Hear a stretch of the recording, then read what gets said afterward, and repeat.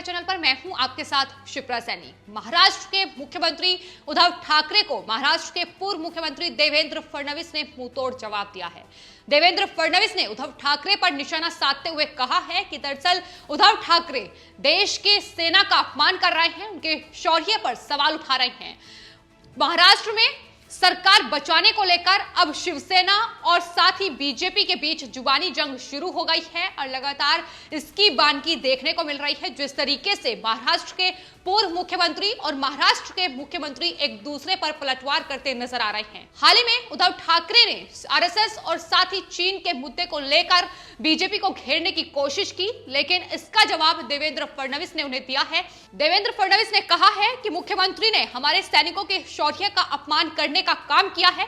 -30 degree तापमान में चीन के सैनिकों का मुकाबला हमारे सैनिकों ने किया है और उन्हें खदेड़ने का काम किया है, लेकिन जिस तरीके से महाराष्ट्र के मुख्यमंत्री सैनिकों का अपमान कर रहे हैं वो अपने आप में बेहद दुर्भाग्यपूर्ण है। इसके अलावा आपको बता दें, आरएसएस को लेकर भी उद्धव ठाकरे ने हाल ही में टिप्पणी की थी। लगातार आरएसएस को लेकर अब टिप्पणियां सामने आ रही हैं। न सिर्फ शिवसेना बल्कि कांग्रेस पार्टी के नेता राहुल गांधी ने भी आरएसएस को लेकर सवाल खड़ा कर दिया है। तो जिस तरीके से महाराष्ट्र में शिवसेना, कांग्रेस पार्टी और एनसीपी की गठबंधन की सरकार है, ऐसे में देखने को मिल रहा है कि दरअसल ये तीनों ही पार्टियां एक ही स्क्रिप्ट पर आगे बढ़ रही हैं। जो बात राहुल गांधी कह रहे हैं वही उद्धव ठाकरे भी दोहरा रही हैं। जो बात सोनिया गांधी कह रही है वही लगातार शिवसेना भी उनकी भाषा बोलती नजर आ रही है। फिर चाहे चीन को लेकर टिप्पणी हो या फिर आरएसएस के स्कूलों को लेकर की गई टिप्पणी हो। हाल ही में शिवसेना के नेता और महाराष्ट्र के मुख्यमंत्री उद्धव ठाकरे ने बीजेपी पर तंज कसते हुए ये कहा था कि स्वतंत्रता संग्राम में शायद शिवसेना नहीं रही होगी, लेकिन बीजेपी भी याद रखे कि आपकी मातृ संस्था आरएसएस भी कभी स्वतंत्रता संग्राम का हिस्सा नहीं थी। उन्होंने साथ ही आगे ये भी कहा कि भारत माता की जय के नारे लगाने से कोई देशभक्त नहीं हो जाता है। यही उनकी टिप्पणी थी जिसको लेकर अब देवेंद्र फडणवीस ने उद्धव ठाकरे को जवाब दिया है। उन्होंने कहा है कि दरअसल महाराष्ट्र के मुख्यमंत्री उद्धव ठाकरे ये नहीं जानते हैं कि आरएसएस के संस्थापक हेडगेवार भी एक स्वतंत्रता सेनानी ही थे। तो इस तरीके से लगातार एक दूसरे पर वार पलटवार करने का सिलसिला जारी है और हाल ही में शिवसेना ने अपने मुखपत्र सामना के जरिए इस बात का जिक्र किया था कि दरअसल जो कांग्रेस पार्टी की सरकार पुदुचेरी में गिरी है, बीजेपी ने अपने ऑपरेशन लोटस को वहां अंजाम दिया है। उसके बाद कहीं ना कहीं शिवसेना को भी ये लगातार डर सता रहा है कि महाराष्ट्र की जो सत्ता है वो अब उनके हाथों से जाने वाली है। इसको लेकर ही ये तमाम सियासी बयानबाजी वहां हो रही है। उन्होंने बीजेपी पर तंज कसते हुए कहा था कि बीजेपी पुदुचेरी में कांग्रेस पार्टी की सरकार गिरा सकती है, लेकिन महाराष्ट्र की सरकार गिराने की हिम्मत बीजेपी में नहीं है। जाहिर सी बात है, ये जो बयान था ये साफ तौर पर दिखा रहा है कि किस तरीके से अब शिवसेना, एनसीपी और कांग्रेस पार्टी को महाराष्ट्र की सत्ता खोने का डर सता रहा है।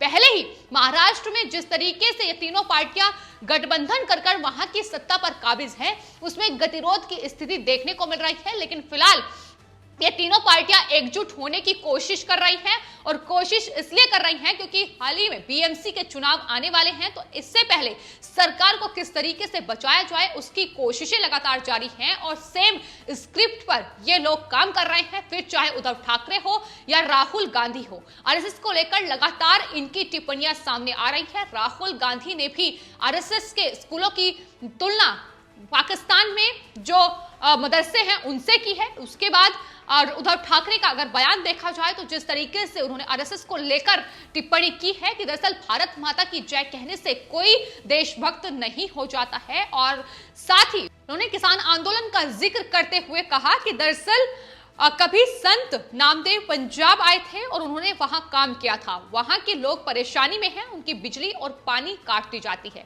उनके रास्ते में कील लगाए जाते हैं, जिसको लेकर उद्धव ठाकरे ने आगे कहा कि दरअसल चीन देखता तो वो भाग जाते। चीन या बांग्लादेश की सीमा पर इस तरह की तैयारियां की जाए तो वे घुसपैठ नहीं करेंगे। ये देश आपकी निजी संपत्ति नहीं है, ये किसानों की भी है। तो इस तरीके से उद्धव ठाकरे ने निशाना केंद्र सरकार पर साधा था, लेकिन कहीं ना कहीं सेना का अपमान भी किया गया था। और यह पहला मौका नहीं है जब इस तरीके से सेना के शौर्य पर सवाल खड़े किए गए हों। कांग्रेस पार्टी लगातार सेना के मनोबल को तोड़ती ही नजर आई है। सेना के तमाम कार्यों पर, तमाम गतिविधियों पर उनकी नजरें सिर्फ और सिर्फ सेना की आलोचना करने के लिए ही रहती हैं। जिस तरीके से सेना चीनी बॉर्डर पर लगातार कार्रवाई कर रही है और हाल ही में यह साफ हो चुका है कि किस तरीके से चीन के सैनिकों को खदेड़ने का काम भारतीय सेना ने किया है, लेकिन बावजूद इसके केंद्र सरकार को घेरने के चक्कर में वो सेना पर जिस तरीके से सवाल उठाते हैं, वही दरअसल सवाल कांग्रेस पार्टी तो उठाती रही है, लेकिन अब शिवसेना भी लगातार कांग्रेस पार्टी की भाषा बोल रही है। और यही वजह है कि अब महाराष्ट्र में शिवसेना लगातार घिरती नजर आ रही है, क्योंकि जिस तरीके से शिवसेना की एक अपनी विचारधारा थी जब बाला साहेब ठाकरे पार्टी में थे और शिवसेना बीजेपी के साथ वहां की सत्ता पर थी, लेकिन फिलहाल जब से शिवसेना ने अलग होने का फैसला किया और कांग्रेस पार्टी एनसीपी के साथ वो महाराष्ट्र की सत्ता पर काबिज हुई है, उसके बाद लगातार शिवसेना अपनी विचारधारा पूरी तरीके से भूल चुकी है और सिर्फ कांग्रेस पार्टी की भाषा ही बोलती नजर आ रही है। वो कांग्रेस पार्टी जो लगातार पाकिस्तान की भाषा बोलती है। तो इस तरीके से लगातार केंद्र सरकार को घेरने के लिए जिस तरीके से वो गिर चुके हैं, उसको लेकर ही लगातार अब सवाल शिवसेना पर उठ रहे हैं। और यही वजह है कि आरोप प्रत्यारोप का सिलसिला भी लगातार जारी है। उद्धव ठाकरे को लगातार जो महाराष्ट्र के पूर्व मुख्यमंत्री हैं देवेंद्र फडणवीस, वो जवाब दे रहे हैं किस तरीके से किसानों के आंदोलन के चक्कर में केंद्र सरकार को घेरने के लिए वो सेना का अपमान कर रहे हैं और वहीं आरएसएस को लेकर वो स्वतंत्रता सेनानियों का अपमान करने में भी तुले हुए हैं। तो फिलहाल महाराष्ट्र में सरकार मुश्किल में है, उसकी कई वजह हैं। एक कांग्रेस पार्टी जो लगातार देश के तमाम राज्यों में बिखरती नजर आ रही है और पुदुचेरी में जिस तरीके से कांग्रेस पार्टी की सरकार गिरी है, ऑपरेशन लोटस के तहत बीजेपी ने एक बड़ा झटका कांग्रेस पार्टी को दिया है और अब शिवसेना को महाराष्ट्र की सत्ता जाने का डर सता रहा है। यही वजह है कि कांग्रेस पार्टी को लेकर उनकी बौखलाहट भी हर मौके पर सामने आ जाती है, क्योंकि जिस तरीके से कांग्रेस पार्टी लगातार धराशायी हो रही है, उसको लेकर शिवसेना ने भी हाल ही में कांग्रेस पार्टी पर सवाल उठाए थे कि दरअसल एक मजबूत नेतृत्व की जरूरत है और जिस तरीके से कांग्रेस पार्टी तमाम राज्यों में बिखर रही है, उसको लेकर उनको आकलन जरूर करना चाहिए।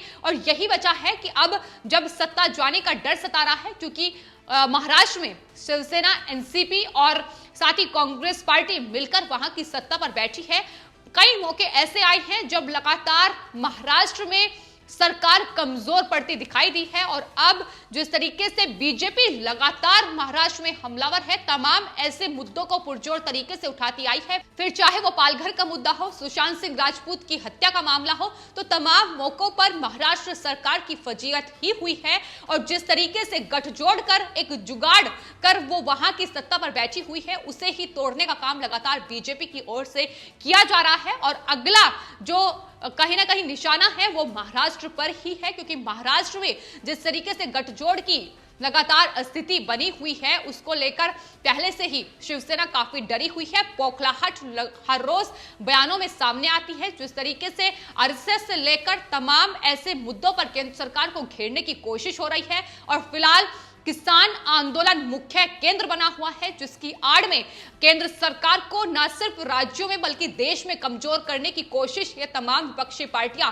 मिलकर करने की कोशिश कर रही हैं, लेकिन किस तरीके से नाकामयाब साबित हो रही है, इसकी बानगी भी इलेक्शन में साफ तौर पर उनके नतीजे बता रही हैं। जिस तरीके से गुजरात इलेक्शन के नतीजे भी सामने आए हैं, वहीं दूसरी ओर महाराष्ट्र में टिकटॉक स्टार पूजा चौहान की मौत के मामले में भी जो वहां के वन मंत्री हैं संजय राठौड़, वो घिरते नजर आए थे। उसके बाद उनका इस्तीफा सौंप दिया था उन्होंने अपना इस्तीफा और महाराष्ट्र में लगातार इसको लेकर भी सियासी बवाल देखा गया था। देवेंद्र फडणवीस ने मुख्यमंत्री उद्धव ठाकरे पर निशाना साधा था, जिसके बाद उद्धव ठाकरे ने भी पलटवार करते हुए तमाम आरोप बीजेपी पर लगाए थे। ये तमाम ऐसे मामले हैं जिस तरीके से सामने आ रहे हैं। लगातार शिवसेना कमजोर पड़ती दिखाई दे रही है और संजय राठौड़ के इस्तीफे के बाद लगातार अब कहीं ना कहीं न सिर्फ शिवसेना बल्कि महाराष्ट्र सरकार में तमाम मुश्किलें खड़ी हो गई हैं।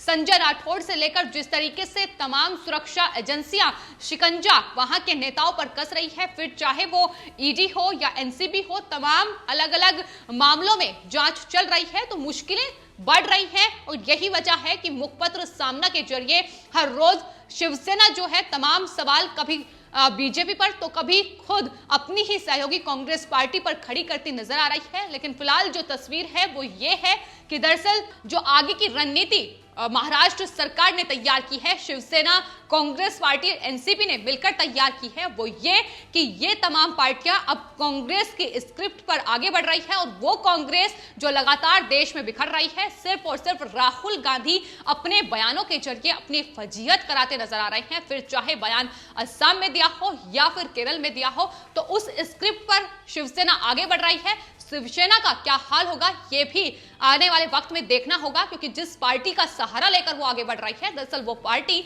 लगातार देश में बिखरती ही नजर आ रही है। फिलहाल आपकी इस पूरे मामले को लेकर क्या राय है, हमें कमेंट बॉक्स में जरूर लिखें और चैनल को सब्सक्राइब करें। धन्यवाद।